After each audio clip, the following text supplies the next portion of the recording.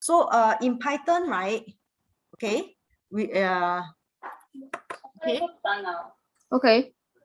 Okay, in Python, the most common one is to use the print, P-R-I-N-T.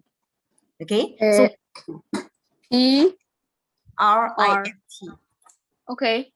So I will have, okay, so I will have this print. So for example, you want to print, let's say your name. Okay, let's say I print my name. My name is Miss Tan. Okay, so I'm going to print this. Okay, print Okay. function. You see all the function that are used there, it is in purple. Okay, is you see the purple, the print here. Yes. Okay, if I were to put it in uppercase, it becomes a black.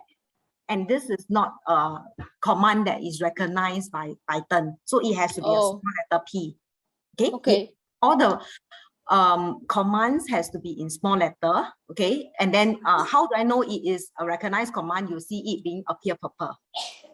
Okay. Purple. So once after you're done this, you click on run. Okay.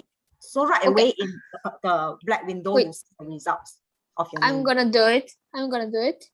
Okay, yeah. So I give you some time to try it.